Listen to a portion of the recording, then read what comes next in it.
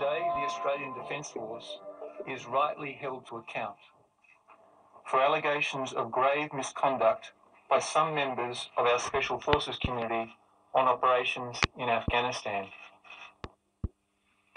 That was the voice of the Chief of the Australian Defence Force, General Angus Campbell, last week, delivering the findings of the Brereton inquiry into alleged war crimes committed by members of Australia's Special Forces in Afghanistan. It frames this week's edition of the Mindfield, where we try to negotiate the ethical and moral dilemmas of modern life. Are there dilemmas in this one, or is it morally straightforward? I suppose there are always dilemmas, to be honest, and that's what we will try to do. At a moment that I think is very sobering in a lot of different ways. Waleed Ali is my name. Scott Stevens is my co-host. Hello, Scott. Hello, Waleed. Go on. Well, which bit do you want me to go on with? The sobering bit. I'm interested in what you're thinking here. I've had very complicated reactions to this news. I felt myself torn in all kinds of directions. It's sobering in what it does to the national mythology. Yeah. I have to confess, and maybe this is the first time it has been remotely safe to confess it, that I've never much believed that mythology. And so there's a soberness all round, really, because if you suspect that the mythology isn't what it claims for itself, then that is a sobering thing to think about. So, but if you believe in that mythology, then suddenly having something put in front of you that calls it into question must also be sobering. So when you say mythology, yeah, am I right? Because, obviously I didn't grow up here.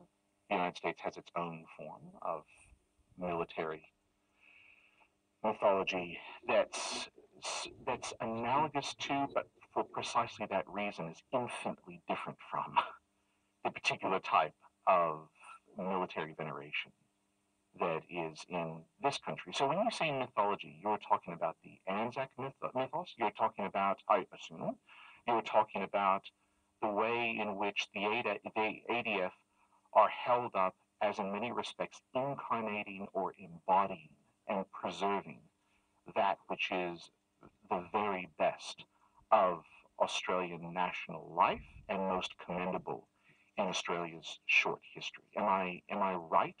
Yeah, I think that broadly captures it. But also that there is a form of Australian exceptionalism that operates here. It's a very subtle form, I think. Compared to some other exceptionalisms, I think it's not a bad form. But it's a form that effectively makes us innocent of most things that befall other nations. This idea that our involvement in war is always reluctant, noble, that we're not warmongers. We are given tasks to do, and then when we do them, we punch above our weight. Yep.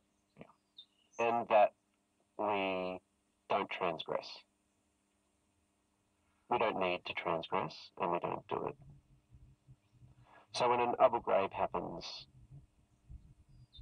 even then, I think there was an element of trying to downplay it because it was an ally and it was at a particular moment that it was morally fraught, let's say. Yeah.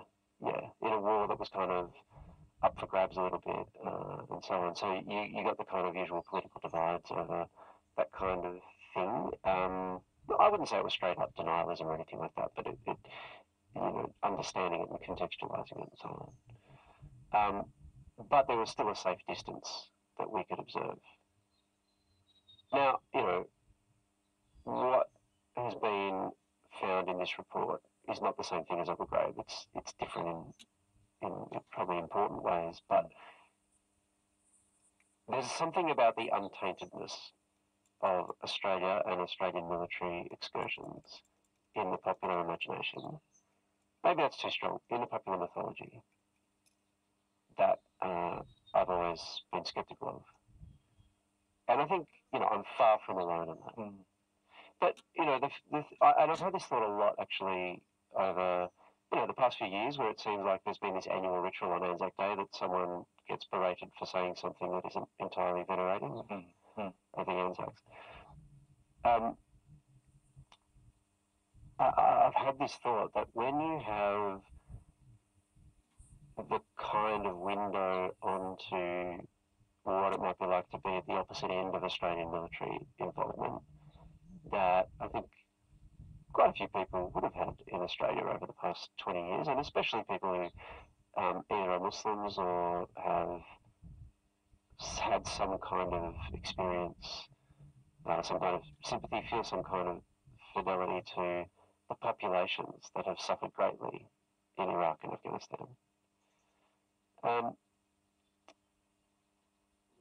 There are moments where that sort of ritualized veneration and that sort of quite aggressive policing of anyone who doesn't sign up to it eagerly in that moment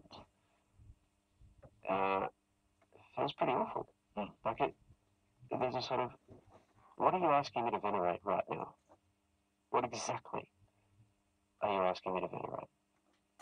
And this goes back, you know, and I remember there was a study, I wish I could figure out which year it was a while ago now, a survey of attitudes of people in the Defence Force, and I think the SAS was well represented in this group, that showed attitudes towards Islam and attitudes towards Muslims pretty rank, actually. And so when these I should say some of that, or not just some of that, a considerable amount of that isn't also reflected in the Brereton report. Right, but this survey was out a long time ago. Yeah. It was published in national newspapers. Yeah. Right. No one's much cared. But there was something about knowing that was there, and then watching on Anzac Day as everyone turned around and screamed at you to celebrate or venerate a culture that had this within it. Now, in saying this, I don't in any way mean to throw that back to some kind of Australian Defence Force origin story or anything like that. I'm not trying to make this a grand historic narrative, and partly because I'm just not qualified to do so. I just don't have the knowledge to do that. But, you know, there is something about militarized mythologies that have a habit of obfuscating this kind of stuff. And so when this becomes shocking, I can tell you there would have been a lot of people in Australia who weren't shocked. Yeah. I think one of the added dimensions to this, Willie, and I really appreciate you doing this.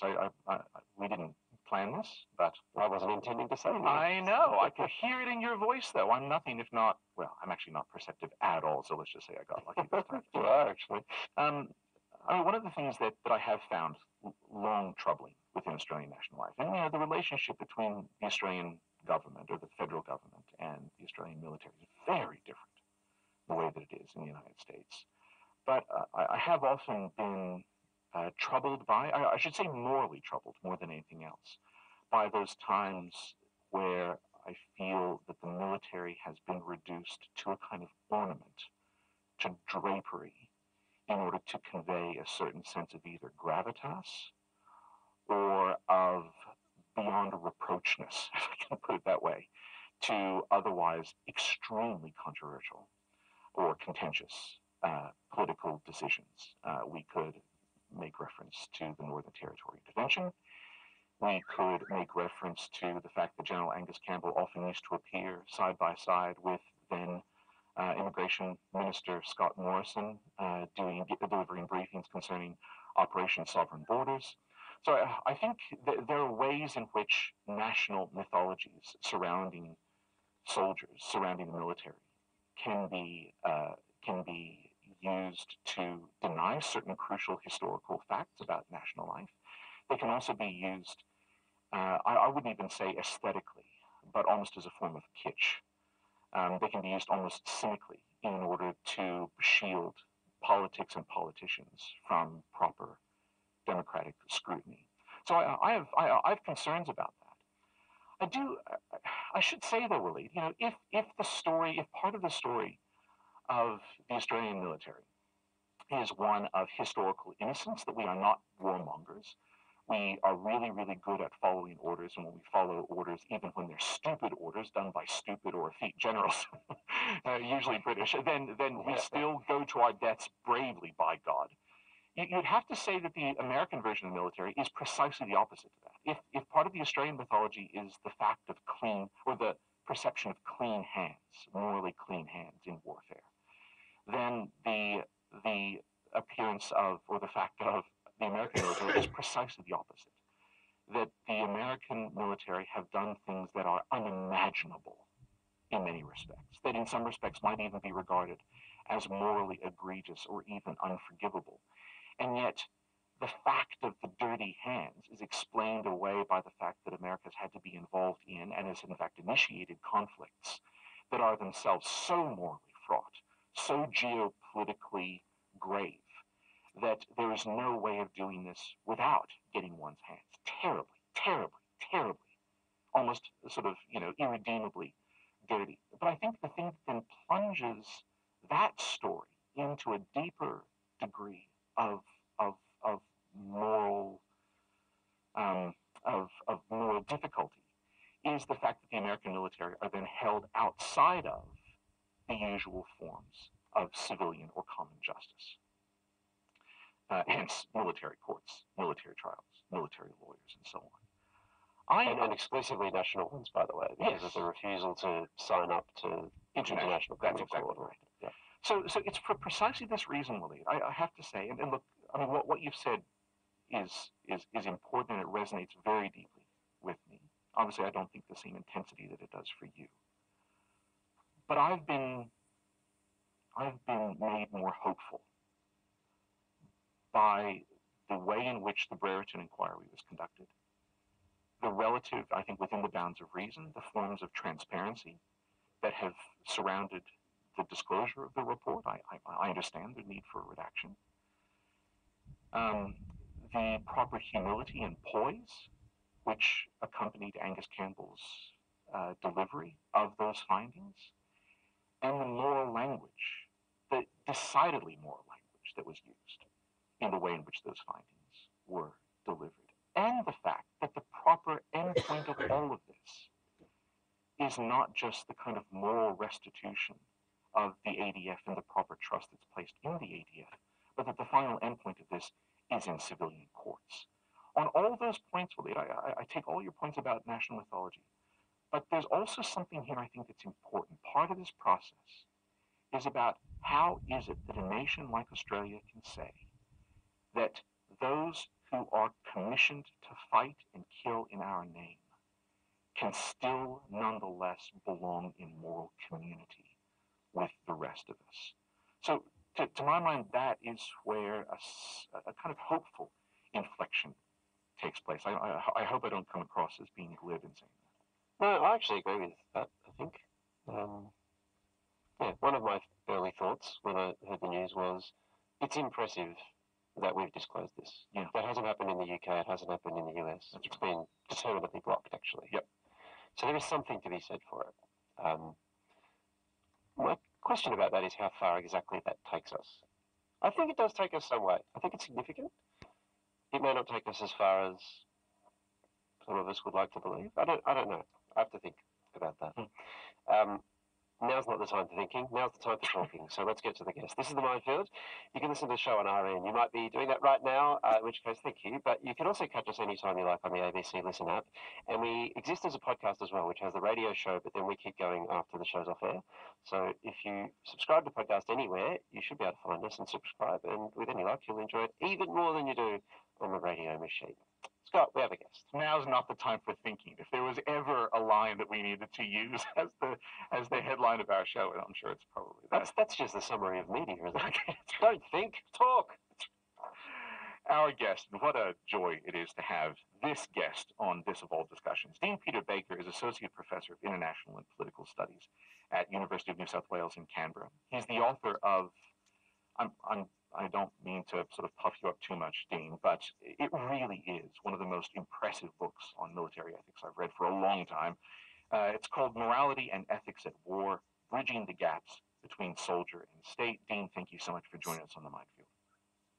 Thanks very much for having me, and thanks for the kind words. I appreciate it. I want to begin. I said before that one of the most impressive aspects, I thought, of General Angus Houston's delivery of the findings, a presentation of the findings of the Brereton report was it was in military language, but the fact that he tried to register the moral expectations that exist on soldiers, and the fact that he tried to address the alleged crimes that took place, not just as breaches of international law, but as breaches of what we expect of one another within a moral community.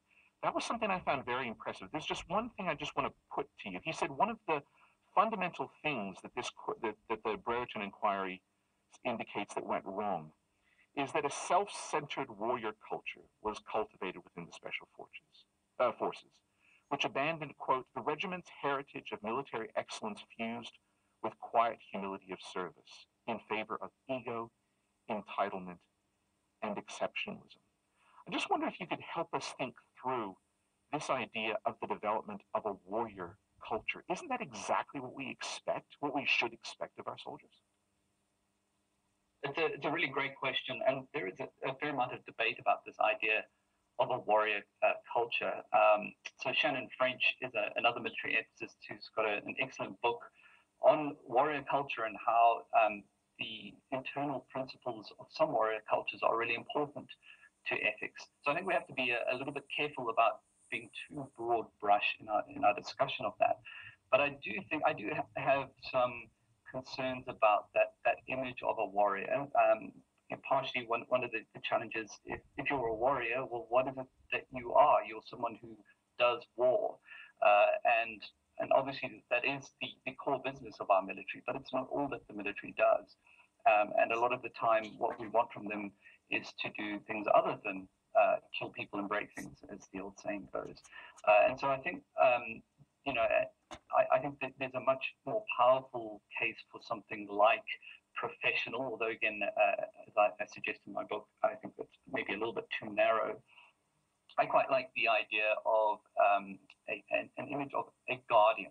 I think that says a lot about what the role is, and also about what the relationship of the military person is to the society, but not just to the society that they themselves represent, but it's a kind of a generalized idea of the protector, someone who, yes, uses force to kill, and that's necessary, that's part of the role, but only always in the service of that broader idea of being a protector. Well, Wally, do you mind if I just follow up with something really quick? So Dean, I find that extremely helpful. I know that one of the philosophers, one of Wally's and my favorite philosophers as well, and he's been a guest on this show, someone who's influenced you very deeply, is Charles Taylor. One of the points that Charles Taylor makes in a very important essay on the nature of violence and relationship between violence and politics is that he says that, one of the things that we require of our soldiers is we require of them the preparedness to give up something that is essentially morally human, namely the refusal to kill. We demand that they renounce a refusal to kill, and then the drama, if you like, the struggle of military ethics is how is it then, once we've demanded of them that they give up that refusal to kill, how is it that we keep hold of them within a common moral community? Angus Campbell frequently spoke about restraints, about a point coming where after this point was crossed, members allegedly gave up all restraints. Do you see this as maybe a helpful way of thinking about the continuity that exists within a civilian culture and its military extension? Absolutely. One of the core principles of the just war tradition at the operational and tactical level is the principle of discrimination. In fact, I argue that that's really the core principle for military personnel. And we tend to think of that principle of discrimination as ethicists refer to it, or distinction as lawyers refer to it, which is obviously the idea of engaging the right people and not the wrong people. And we tend to think of it as a limitation first and foremost. But actually, it's first and foremost, it's a permission, a unique permission that we give to military people, which is, in the right circumstances, to engage and potentially kill the nation's enemies. And that's that is really the heart of the profession, and it's unique. We don't find this in any other profession. Yes, police may kill under certain circumstances, but it's always tied to self-defense or defense of others in the immediate context. It's much broader than that in the military context. And so it's a very, very unique thing and a very, very difficult thing that we are asking people to do. And having that permission bounded in very sharp, clear, and strong ways is so foundational, because otherwise we do end up in situations where those constraints are lost and terrible things happen. So let me channel Scott here in saying that all of that is fine to say, but it cannot work when it's distilled to codes of conduct, right?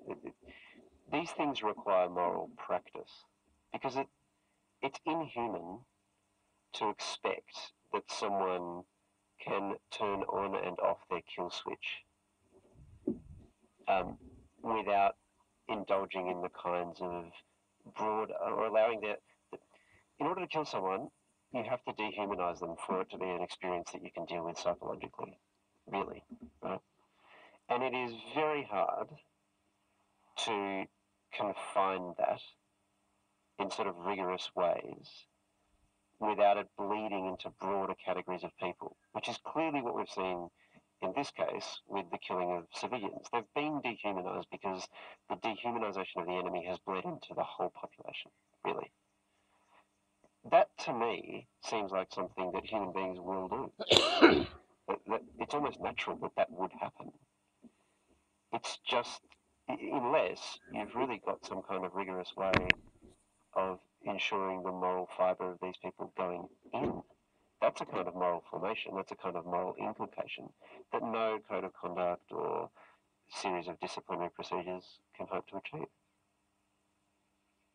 I think a couple of points on that, if we can pick up on it. The first thing to say is I'm maybe a little bit more optimistic than perhaps you are. Maybe I'm misreading you on the ability to turn that switch on and off. I think the vast majority of soldiers do that, and do that effectively, and do that honorably. We are dealing with a minority when these events happen.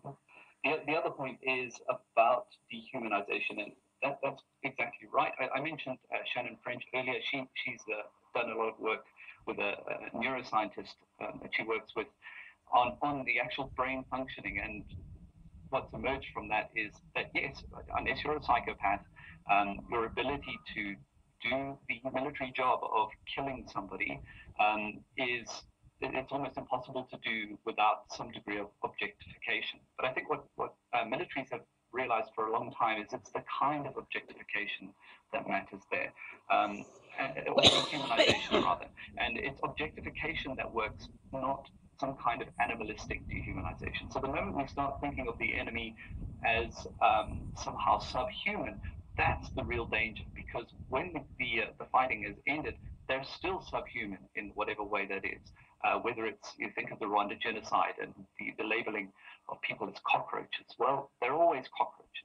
But what militaries have tried to do, and generally are very successful at this, is try to treat the enemy as an object. They're a target, for example. We are engaging the target. That's a degree of, if you like, dehumanization, in the sense that we set aside their humanity as we're engaging them. That works quite well, because we can turn that on and off. When I've engaged the target and the target is down, it's no longer a target. Now I can start to think of that target in the way I'm supposed to, as a fellow human being who I owe certain level of moral respect to, and therefore a certain kind of treatment as a prisoner or as someone who's injured and so on. So I think it can be done, but I think there are all sorts of factors, environmental factors, leadership factors, and so on, that can make that much harder to if you like, dam the bridge, if that makes dam the lake, if that makes sense. Yeah. I think that's, sorry, just to flag what I think we're going to pick up in the podcast. I think this is going to be one of the really interesting next parts of the discussion, is working out how it is that soldiers themselves remain integrated moral agents, and not just people who are killing machines or simply follow orders. That might be the next step where we go. All right. We're at the end of the radio part of the show. We're going to stick around for the podcast if you can, because obviously we have to give some important support phone numbers out with respect to this topic. So they'll be available on the podcast. We will see Dean Baker on the other side. We'll see you next week. Thin black line. And yeah, they utterly failed to give out those support numbers the first time I heard that broadcast. Right, well, we might as well change the scenery.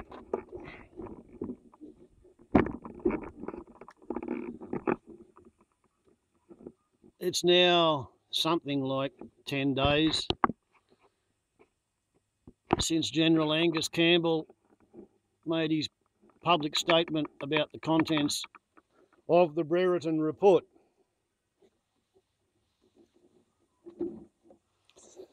To reiterate, as I recall it, 39 Afghan civilians and handcuffed prisoners were killed.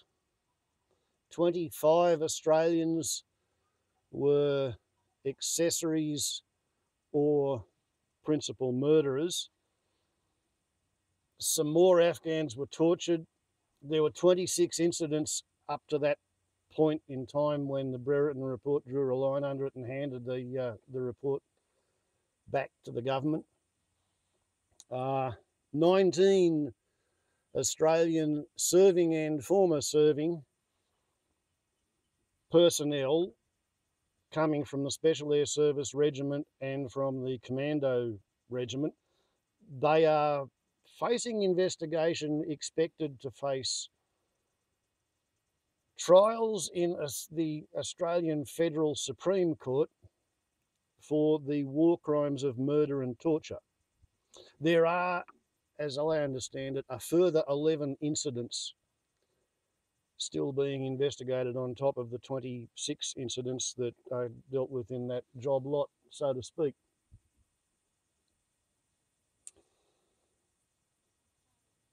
General Angus Campbell made it fairly clear that in his view, the assertion coming out of the distilled essence of 300 witnesses who were interviewed by Brereton Inquiry over 4 years, the assertion was that sergeants, warrant officers and corporals were the instigators and the principals in this behaviour.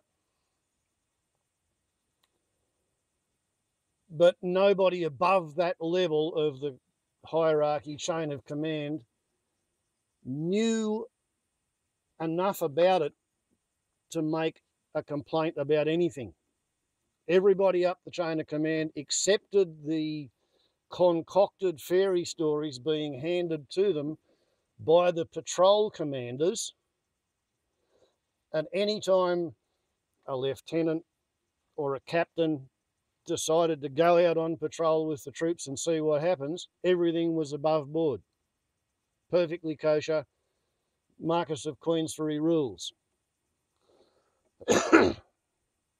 That's an interesting allegation because it means that it's only warrant officers, sergeants and corporals who are being prosecuted, and out of the 25 people who were murderers or torturers, they're only trying to prosecute 19. So there's presumably 6 who were young, first time out of Australia deployed recruits who came into Afghanistan, finished up reinforcing one of the regiments that were one of the units that had the problems. And as I understand it, it's not just the 2nd Squadron of the Special Air Services. That's the one that's been disbanded. It's also the 3rd Squadron and the Commando Regiment. But 3 Squadron, SASR and Commando Regiment, they get to remain in force. But yeah, so there's blame aplenty in being spread around. This week, a further 13 serving members of the ADF who are not being investigated for prosecution. So the 13 that were given their marching orders this week, or they were given 2 weeks' notice to show cause why they should not have their service with the ADF terminated forthwith. So apparently these are the people who They knew what was going on, and there's absolutely no question that they knew what was going on, but they connived in the forwarding of spurious reports. Heard and saw an interesting interview with a Western Australian Liberal Party Member of Parliament, federal I think, name of Andrew Hastie, Hastie, and he was a captain in the Special Air Services Regiment, and he was posted into Afghanistan in 2013, and all of the horrible things started in about 2006, 2007, and they went on until 2013. And this Hastie, the currently Member of Parliament, he says that before he left Australia, he had heard rumours. And when he got to Afghanistan and when he got his bunch of hooper-duper super troopers, he gave them a lecture and effectively read the Riot Act and explained to them that they would be under his command and they would be doing the right thing and only the right thing and nothing but the right thing. And there was to be absolutely nothing that might get any of them looked at askance for war crimes trials. So there's been a lot of talk about a warrior culture of elitism and entitlement and exceptionalism driven by ego. Where once upon a time, the Australian infantryman in particular was more or less famous for stoic, dour, dry fatalism. I'll give you an example of it. Here in Australia, the word dur, D-U-R-R, conversationally in vernacular, it means stupid, exclamation mark sort of thing. Somebody does something ridiculously stupid, you say, oh, duh, why would you do that? When a cartoon show called The Simpsons came out, a couple of the male characters, Homer and Bart, they habitually say D-O-H, exclamation mark, do. Far as I can work out, US servicemen stationed in Australia in the Second World War, because we were a safe rear echelon back area where they could grow vegetables and train up before they went off into the islands to fight the Japanese. But there were Americans who rotated through Australia, so to speak. They've picked up on this idea that dur means stupid, and they've taken it back to America, and it's wormed its way into American culture. But once upon a time in 1916, a bunch of Australians were, for the third time, going to try and jump up out of trenches at a place called the Neck at Anzac Cove at Gallipoli in Turkey. And the first two waves who'd filled the trench and then jumped up and tried to run uphill into the rifle and machine gun fire had all been shot down, and they were either dead or lying bleeding on the battlefield. And as these third wave of fellas were marching into the trenches, they heard the Turks uphill 50 yards away yelling, "Duh, duh, duh, duh." And one of them said to the other one, "What's this bloody duh business mean, mate?" And he said, "I don't know, it must be fucking Turkish for stupid. They think we're idiots." Because the Turks could see the shiny steel bayonets on the end of their guns as they had their rifles shouldered as they were walking up through the supply trenches to reach the jumping off trench. Duh, duh, stupid. So that's the level of stoic self-sacrifice that the Australian imperial forces have traditionally tried to live up to. On the other hand, a fellow called Breaker Morant was court-martialed and shot by firing squad by the British because he was supposed to have gone out and killed civilians in the Boer War. And all the evidence is that that's pretty much what he bloody did. The argument is to whether he received verbal orders to do it or not. And he was a bit of a scurrilous, kind of a scallywag, confidence trickster, naughty boy from way back. But he could ride a horse and he could shoot the eye out of a gnat at 100 yards while riding, standing up in the saddle. So, yeah, There's been this zeitgeist in the Australian military that one of the things you don't do is shoot prisoners, because that's what the British wrongly condemned Breaker Morant for and shot him. And it's why in the Australian Imperial Forces in all of World War I, when the British and the Americans were gaily and gleefully shooting their own soldiers for desertion in the face of the enemy, no Australians were sentenced to death. It didn't matter what they did, if they run away and were absent without leave and committed crimes in the interim before they were captured, no Australians were sentenced to death in the whole of the Second World War. We just bloody don't do that. Because everybody in the Australian Imperial Forces, World War I and World War II and Korea, they were all volunteers. We didn't have conscripts being sent overseas to die in foreign wars. Our fellas were fucking keen and wanted to do it. In Korea, there were human wave attacks. I had an uncle who, sat on top of a hill and spent all night shooting Chinamen with a 303 Lee Enfield. He was just a little bit too young for World War II, so he volunteered for K-Force.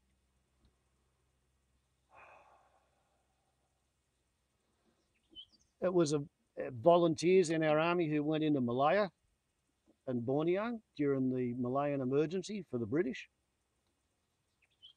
We started conscripting people in about 1961 because our Prime Minister thought we were going to have a war with Indonesia, and he brought in conscriptions in order to fight the Indonesians, but he used the conscripts and sent them to Vietnam.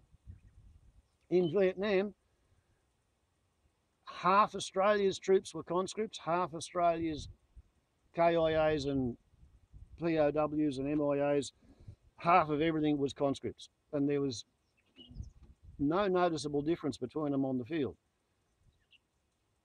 They got stuck with the job, they went away and they did it because that was the law of the land. You have to go and fight for the Queen because, such is life. Ask Ned Kelly. The Americans in Vietnam, they became fairly famous for burning villages for no reason. Lieutenant Kelly herded villagers into a ditch and started shooting at them with his rifle on semi-automatic. A helicopter pilot saw what was happening and landed on the ground, and he aimed his bloody helicopter gunship at Lieutenant Kelly and basically said, "You will fucking stand down or I will shoot you and your whole platoon, because this is not what America does. We don't go killing civilians." Australia came out of Vietnam with its honour more or less intact. When we got into the war, the population supported the war because we hadn't been told much of the whole story. The more of the story come out, the more the population decided not to support the war. No Australian veteran returning to Australia was ever met by protesters throwing tomato sauce or red cordial or pig's blood or anything else. That didn't happen anywhere in the world until 1982, when some Americans made a movie about it, when they made a movie out of a book that was written in, I think, 1979. It was a fictitious event, but it's entered the zeitgeist that, the protesters were evil-minded bastards who were anti-patriotic. I remember the anti-Vietnam War protests. We just didn't see the sense in our young men being conscripted to go and try to kill a commie for Jesus in a war to make the world safe for capitalists to sell Coca-Cola to the Buddhists. It was just a stupid idea. But our troops fought that war honourably. However,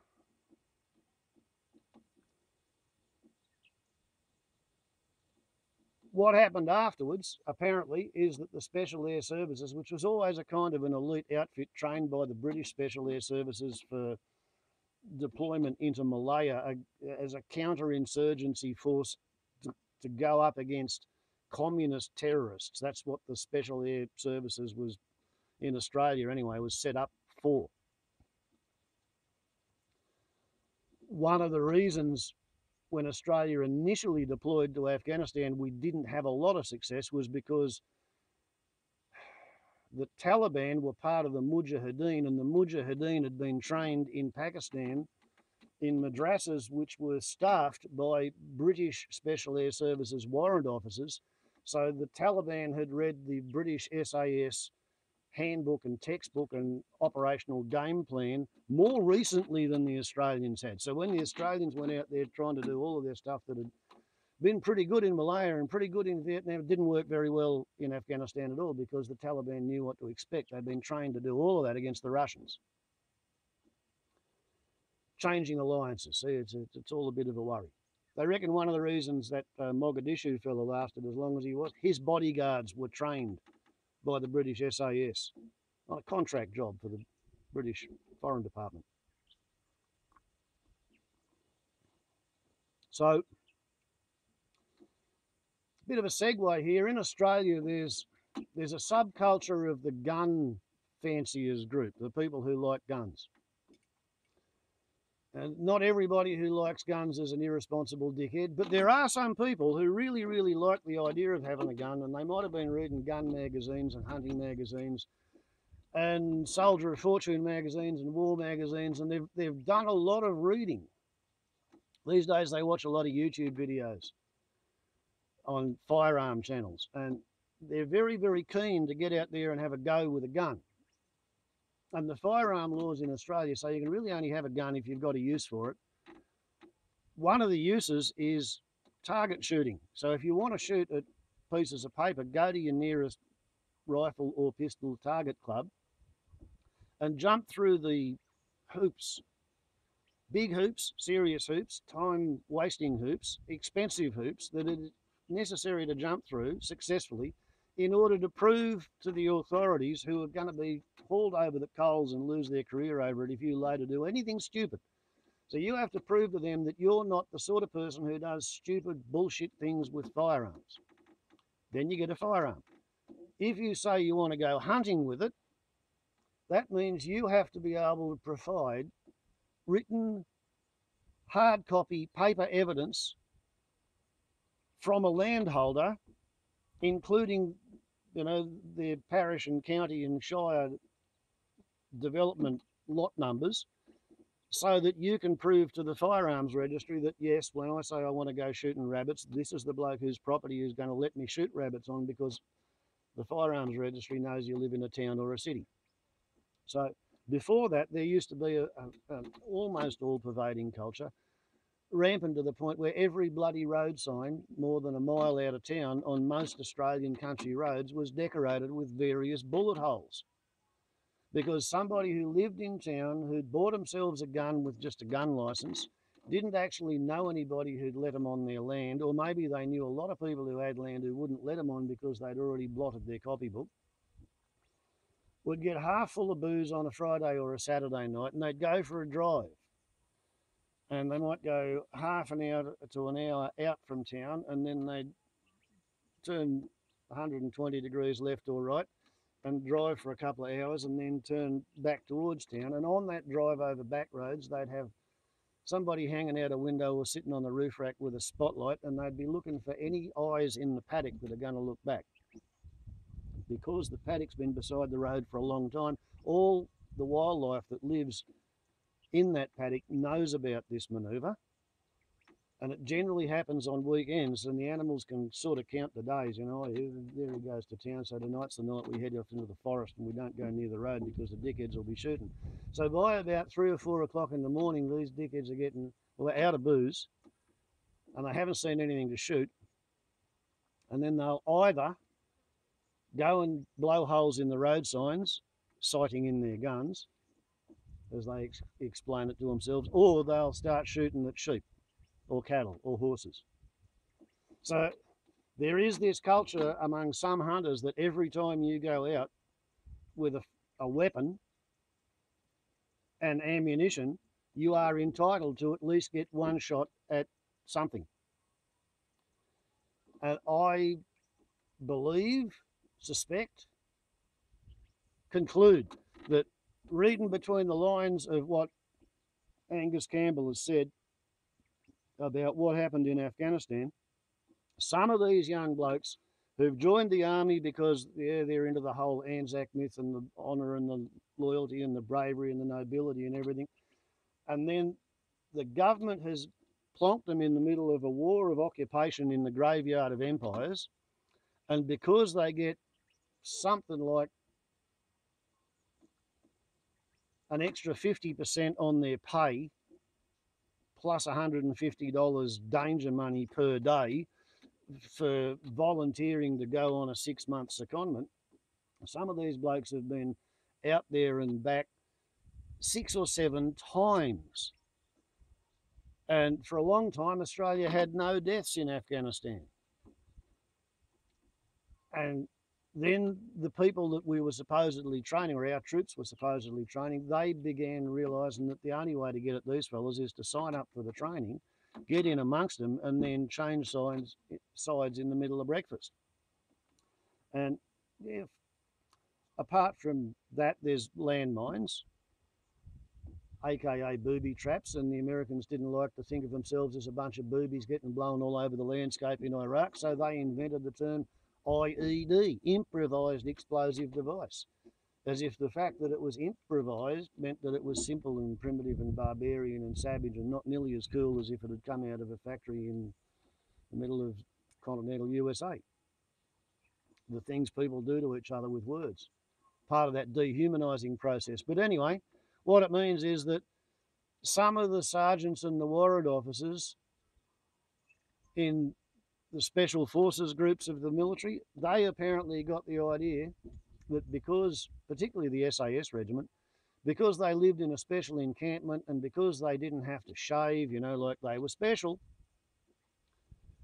they had these special entitlements. They got the idea that they were entitled to shoot at something every time they went out because they had to get all gingered up, overcome the nerves and the anxiety of knowing you're going out there into somebody else's country that they've been defending for at least 6,000 years against all comers. And when you go out there, they may be going to shoot at you. They may have put a trap in the ground for you to tread on. Anything could happen. You might get hit by an airstrike from your own allies because that happens too. It's combat. It's the two-way rifle range. So you have to overcome all of that nervous tension and anxiety and get out there. And it's a little bit like lovers' balls, you know, like if they get all of that worked up and they don't get to shoot something, they come home with their knees wide apart because it hurts to walk because they've got all that tension and it's got to be relieved somehow. Well, it appears that some of them, they've taken to killing prisoners because they can't find any deer or foxes or rabbits to shoot. So therefore they want to plug the fucking sheep and the donkeys on the way home after blowing holes in the road signs. And that's the essence of the culture. I'm in love with war. War's the greatest fucking thing that a human being can possibly do with their life, is spend a whole life preparing to go and fight a bunch of strangers who've not yet been named because your politician hasn't yet had the fight, which will result in you being diplomatically sent across the world to kill a bunch of strangers that you've never met in a crossroads, in a ditch, in the middle of nowhere you ever heard of. But, you know, this gives you an excuse to play with some really, really expensive, high-tech, whiz-bang shit that the government will buy and give you for free and pay you to play with. And it's exciting because it goes bang. And it's exciting because you got to face down a bit of actual danger. You might get wounded, you might get maimed, you might get captured, you might get killed. That's actually an enticement. It's a garnishing on top of the cherry to some people. A lot of people have deliberately raised their children to think that the greatest thing they can do as a human being is to go and get themselves killed in the service of their country while bearing arms against somebody else's mother, some other mother's son, somebody else's kid. Now, part of the reason, apparently, why this phenomena, this subcurrent within the Australian Defence Forces went on for as long as it did, is that it all began in the 2nd Squadron of the Special Air Services Regiment, and it began among the patrol leaders. And a particular patrol leader from the 2nd Squadron of the Special Air Services Regiment is Australia's most highly decorated, I don't know whether it's living soldier or serving soldier, but he's got a Victoria Cross for doing all kinds of gallant things in, you know, broad daylight, running around on a mountain under machine gun fire because his mates were in a compromised position. And the way this whole shit show came out was that there were enough rumours in Canberra that the Department of Defence commissioned a sociologist. And the sociologist was to determine the effect of serving in Afghanistan over such a long period it had on the Australian Defence Forces. The sociologist goes out and talks to the psychologist, and the psychologists have been swamped by members of the Australian Defence Force who were being driven mad, screaming in their bed in the middle of the night, by what they had been an accessory to or seen being done by Australian Special Forces, the SAS and the Commandos. So the sociologist's report got fed in to the ADF, and that was why they commissioned, I think he was a Supreme Court judge who was in the Australian Army Reserves.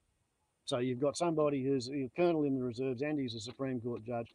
They gave him the job of investigating why is it that so many people are being driven mad by PTSD because of all of the war crimes they say they saw the Australians do. Yeah, so 300 people were interviewed, 19 are going to face prosecution. Part of the statement is that the people who are getting prosecuted are going to lose their personal medals, and everybody in the Special Operations Task Group from 2007 to 2013, they get to lose what's called their Meritorious Unit Citation.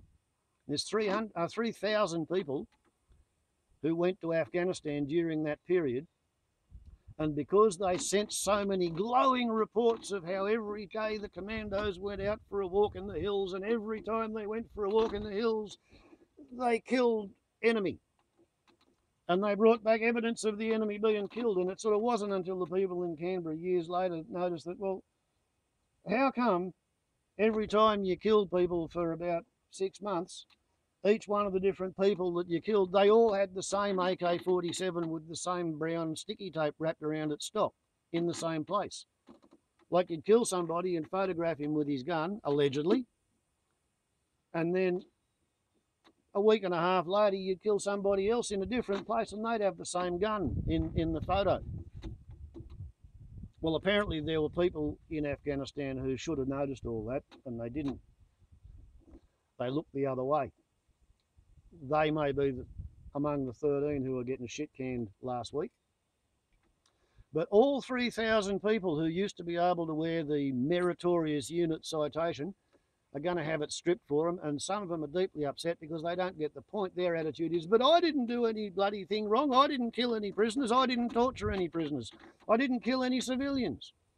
Why should I lose my Meritorious Unit Citation? Well, the thing is, if a captain in Australia had heard of this shit in 2013 before he deployed over there, so he was able to read the Riot Act, that suggests that the 300 witnesses who told Brereton that it was common knowledge, everybody knew about it. If you saw the SAS doing something wrong, you looked the other way. They lived in a compound all by themselves. They didn't shave, they didn't talk to anybody. You only ever saw them when they come out of their compound covered in guns and bullets and loaded for bear, looking shaggy as dogs with their beards on. And they'd walk out there and get on the helicopters or the Humvees or whatever it was, and off they'd go into the landscape. And then sometime around sundown, back they'd bloody come, and they'd be all covered in dust, and their ammo pouches would be empty. And they'd tickle the electronic combination lock on the gate of their special little compound, and in they'd go, and you wouldn't see them again until next time they wanted to kill someone. But people were sent along as radio operators, medics, factotums, general assistance or some bloody thing, but there was enough people in the Australian regular army and other units who were not under command of the particular patrol leaders that, yeah, the psychologists have been swamped back in Australia afterwards. And yeah, more people have killed themselves. I think 60 people who've been to Afghanistan have killed themselves when they come back to Australia, whereas only 42 got killed in Afghanistan while fighting against the locals. Saw one particularly moving interview by a bloke who said that because of what he had been an accessory to, you know, he captured a bloke and then somebody else come up and shot his prisoner in the centre of the forehead after he'd, you know, handed him over. He felt that he personally should be tried and prosecuted and put into jail because he felt so fucking bad about what he had done. But after he recorded the interview, then he went and got the maudlin boo-hoo sobs and he fucking killed himself. He didn't wait for the courts to get a chance to process him.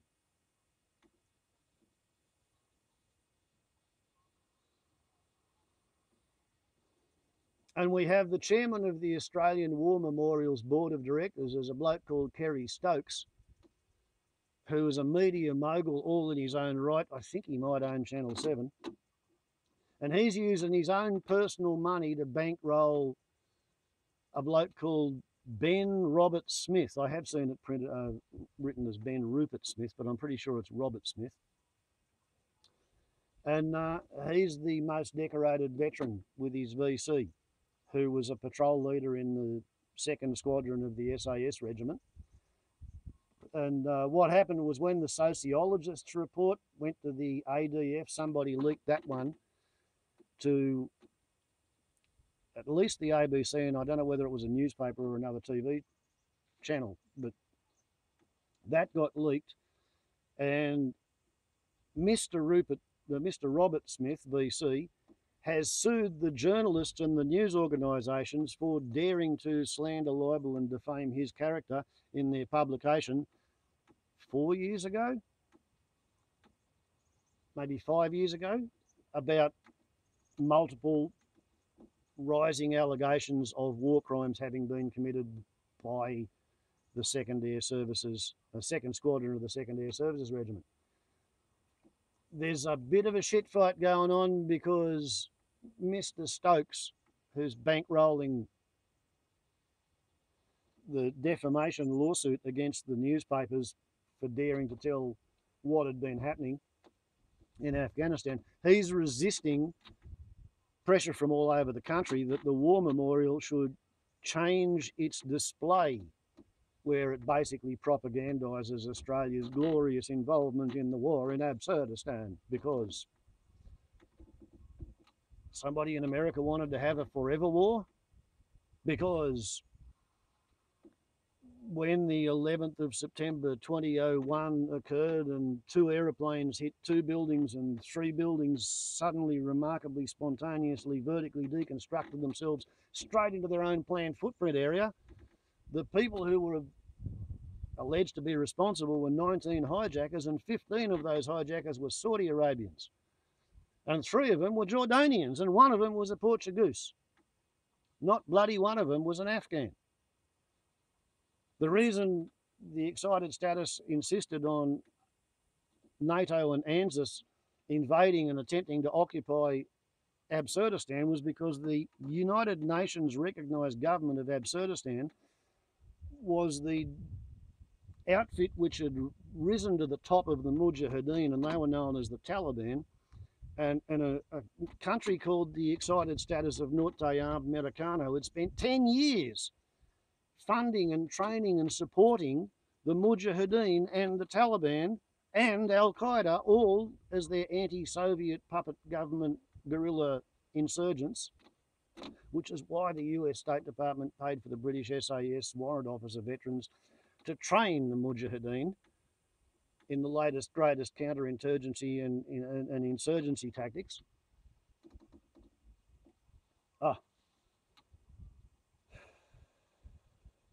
The whole shit fight and caboodle, it's ridiculous. There was never any reason for America to invade Afghanistan. The Afghans were providing hospitality for a traveller who had actually arrived bringing his own money and his own army behind him. Like when Osama bin Laden showed up in Afghanistan, he got on the front cover of Time magazine twice with his name spelt USAMA, not Osama, but Usama, because he was an American capitalist hero. Showed up from Saudi Arabia to help the Americans fight the Russian puppets in Absurdistan. It was only after America left 50,000 US troops stationed in Saudi Arabia, after Prissy Dunce Bush the former's spectacular ammunition destruction exercise in the sandpit of Iraq, that was when Osama bin Laden said, oh, look, you know, you've got to get those infidels off the sacred sandpit of Saudi Arabia. That was why I helped you to fight the Russians, because they were infidels in a Muslim land. And the US just ignored him. So he declared war on him and put a limpet mine on a US naval destroyer in a harbour in Yemen or somewhere. Didn't quite sink it, but blew a bloody big hole in its side. And then he put a truck bomb in the parking lot of the Twin Towers. And then he was in Afghanistan, and the next thing anybody knew, he was getting the blame for 2 airplanes hitting 2 buildings and 3 buildings falling down. And the Taliban said, well, like, we're not going to extradite him to the US. So Americans said, right, fine, we're going to invade Afghanistan and catch him by ourselves. You're not our loyal ally anymore. You're our fucking enemy, because you won't do as you're told. And because Australia has functioned as America's pet attack train chihuahua ever since 1942, when the Japanese never had any remote intention or ability or ambition to invade and occupy Australia, America wanted to use Australia as a safe rear echelon base from which to stage its attack up through the islands to the homelands of Japan. Because the Japanese never wanted to invade Australia, therefore Australia believes America saved Australia, because the Japanese never invaded. Thus and because wherever America wants to fight, we run in yapping before America gets there. We had Special Air Services Warrant Officer advisors in Vietnam 2 years before the Gulf of Tonkin incident, when 2 dolphins were not communist torpedoes in 1964, but that's what allegedly justified the US going to war in Afghanistan, but Australia in Vietnam. But Australia was there 2 years before the dolphins were not torpedoes.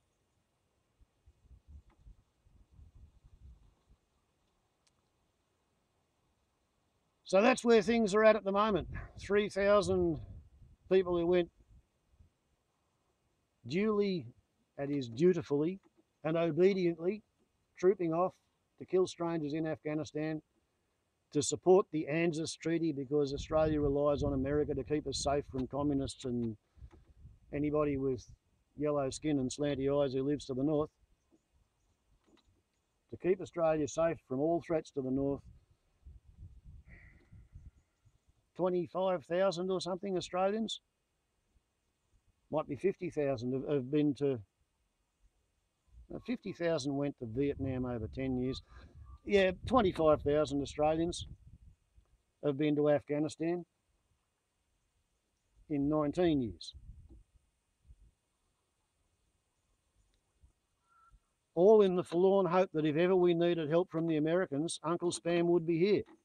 Well, ask yourself, how many American boots went onto the ground beside Australians when Australia invaded East Timor?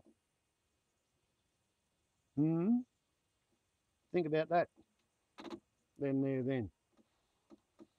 Think they contributed a couple of landing craft to stand off the shore and watch and see what happened.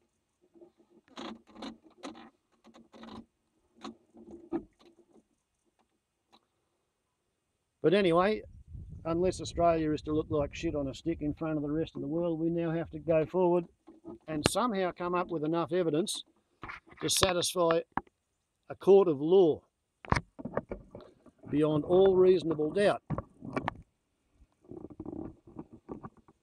that the 19 people, or some significant fraction thereof, were actually, in fact, guilty of the crimes of murder and torture.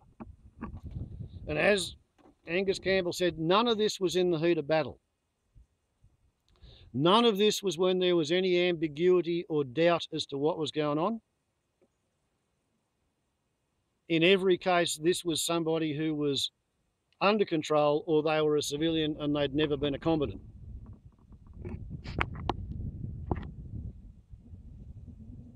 And, well, we don't actually pay our Defence Forces to make Australia look like shit on a stick.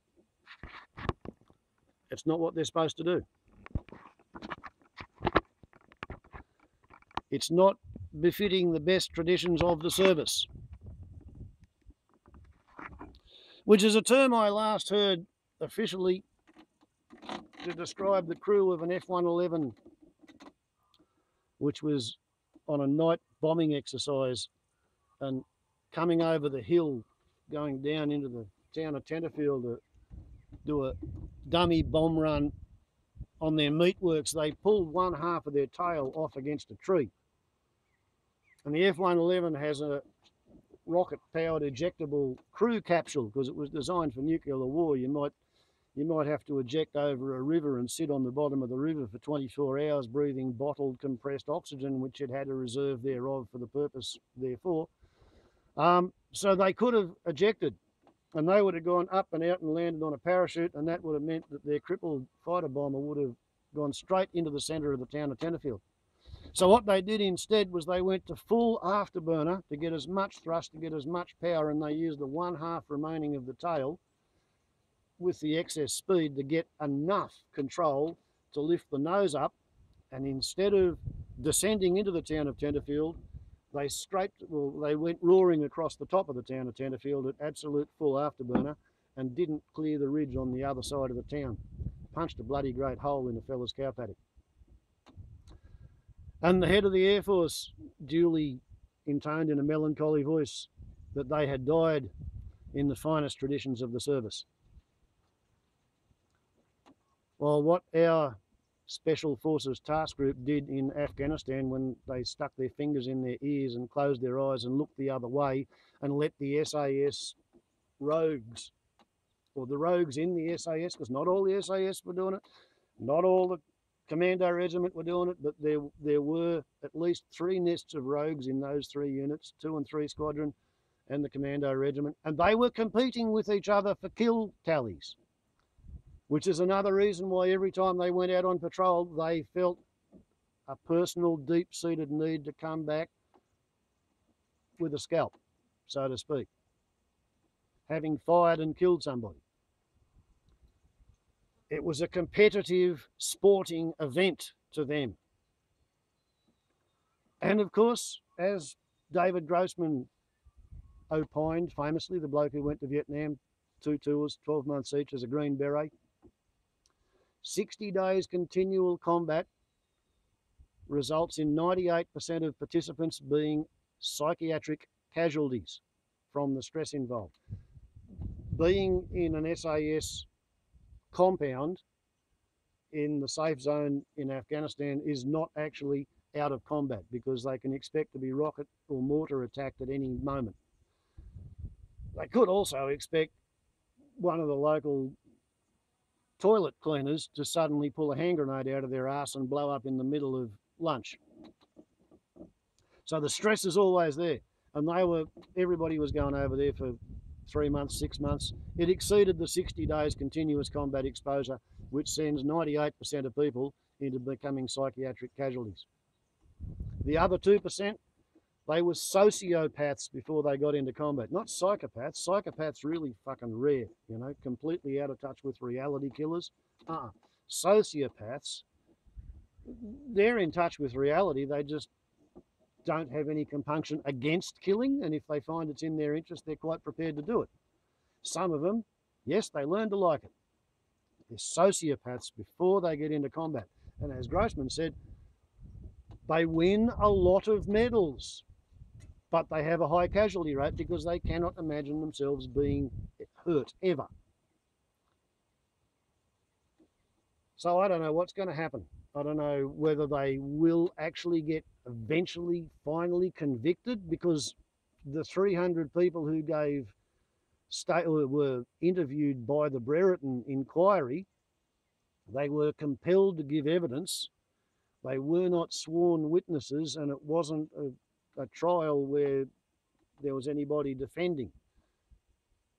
Getting evidence that you can take to court and expect to get a conviction when you're likely to be trying Australia's most decorated living veteran and all of his mates, that's a big ask. It's a big ask.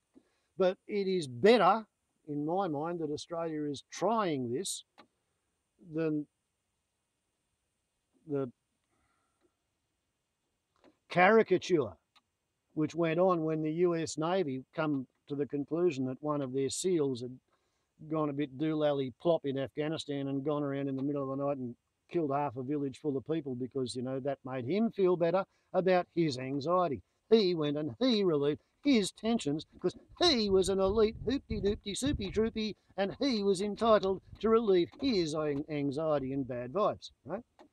That whole warrior culture, elitism, entitlement thing. And the Navy brass hats took all the documentation to Trump and said, we need to bloody prosecute this fella. And Trump, he said, oh, no, absolutely not. You know, like he's a super trooper, you know, you're not going to say anything bad about him. If he did it, it's all right because it's him. Boris Johnson in Britain, he's trying to come up with a legislation which will outlaw any inquiries into the doings of any British servicemen when they were deployed on active service overseas. So you're not allowed to ask questions about British getting involved in war crimes because it'll be against the law to speak of it. Which is the exact fucking opposite of how Germany and Japan dealt with it to various degrees of success. Germans better than the Japanese. The Japanese, they still have their Prime Minister visit the war criminals at the Yasukuni Shrine, Yasukuni, whatever it is. Because their view of history is that if their war heroes did it, it couldn't be criminal.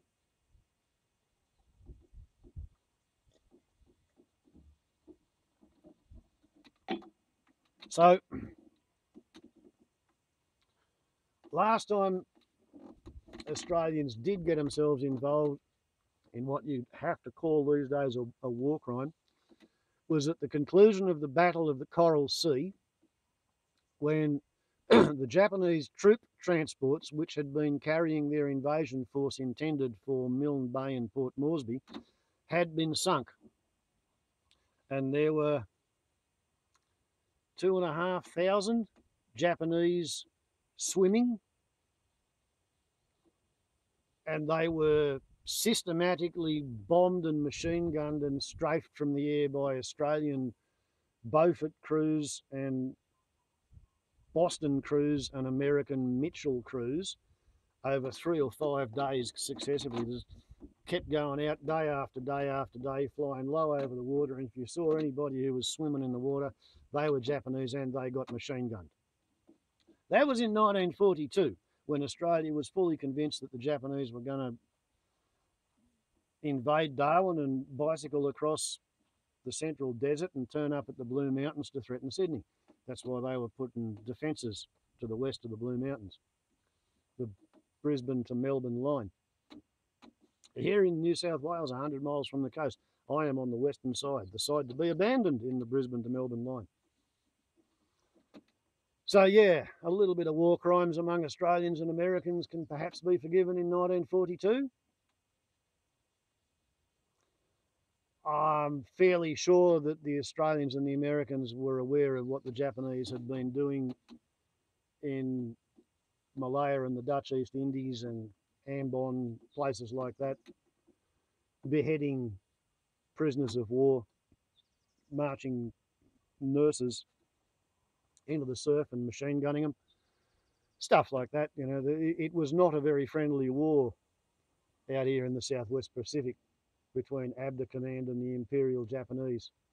That's Australian, British, Dutch and American, because America was kind of like the junior partner.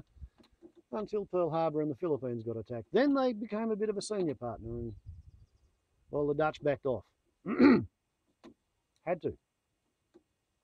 Most of them retreated to Western Australia if they could, and fought alongside the Royal Australian Air Force. But anyway, that's where the shit is at the moment.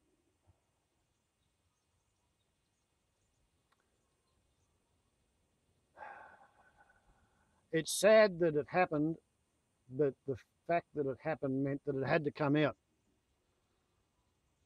To quote a fella called Geoffrey Chaucer in the Non's Priest's Tale from Canterbury Tales, murder will out. Or as Chaucer wrote it, Maudre will out. Maudre will out. You can't sweep murder under the carpet. It always bubbles up. It's just a fact of life. It's one of the secret rules of the universe.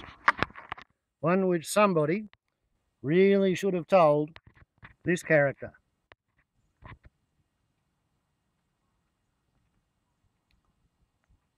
And all of his mates. Maudre will out. And there you go. Once upon a time, that was a meritorious unit citation. Now, it's a disgraceful scumbags award for the people who look the other way. Members of the 1st Joint Movement Group who received the citation in 2015 for their service in the Middle East from 2001 to 2014 as part of Operations Faulkner, Bastille, Catalyst, Kruger, Riverbank and Pallet. Members of Task Force 66 Special Operations Task Groups who also received the award in 2015 for their service in Afghanistan in counterinsurgency operations from 2007 to 2013. This bloke would have been a whole lot better off if he'd stuck to shooting at road signs on a Saturday night, rather than making all of Australia's military forces look like shit on a stick. Junior soldiers were ordered to kill Afghan prisoners in order to blood them. Also alleges troops conducted throwdowns, placing weapons or military equipment next to bodies of Afghans to portray them as combatants and to deflect scrutiny. Rules were broken, stories concocted, lies told and prisoners killed. The reason they're all losing their Good Boy Scouts medal is because the fact that they all went along with it means their only possible excuse is connivance or incompetence. Too stupid to know what was going on or deliberately look the other way. They let it happen. So why should they keep their fucking Good Boy award? Why should they not face trial? Why should the Australian War Memorial be portraying murderers and torturers and war criminals as some kind of a fucking band of heroic brothers? These self-centred bastards have made the Australian Defence Forces look as bad as Lieutenant Kelly made the US military look at My Lai when he massacred Vietnamese civilians. And what he did was place America side by side with the Nazi Einsatz commandos who were liquidating Poles and Ukrainians, Hungarians, Dutch, French, Germans, just for being Jews or Gypsies or Seventh-day Adventists. They were dehumanised and then they were treated as subhumans and murdered. It was inconvenient to feed them. There was one story coming out from an American helicopter door gunner. They went out to pick up some Australian Special Forces in the middle of the night. Aussie says there's so many of us and we've got 7 prisoners. Helicopter pilot says we haven't got the lift capacity for 7 prisoners. Pop! It's okay, we've only got 6 prisoners. Off they went home. That makes Australians look like first-class murderous arseholes. First-class murderous arseholes on the world stage. Those pricks have projected their self-centred lack of moral and ethical standards onto all 25 million of us. And they fought as a team with their mates, and their mates are now fucking daring to whinge and bitch and whine and moan and groan and grizzle and gripe and tear their fucking hair and beat themselves on the chest because, oh, I'm losing my medals, my medals. A fella called Napoleon Bonaparte invented the idea of a patriotic army. And the way he got the patriotic army to follow him, what he said was, see these shiny little metal trinkets dangled on their watered silk ribbons. With these I lead men to their deaths by the thousands, by the tens of thousands. Yea, I lead them to their deaths by the hundreds of the thousand.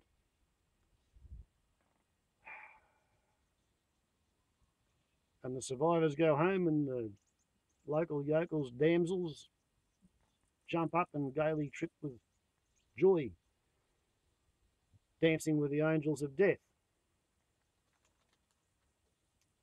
There was a time when the vernacular term for medals was cunt magnets, because it's all they were good for. Baubles on a lot to YouTube. All sort of depends on how you define winning. Old Bean, it all depends on how you define winning.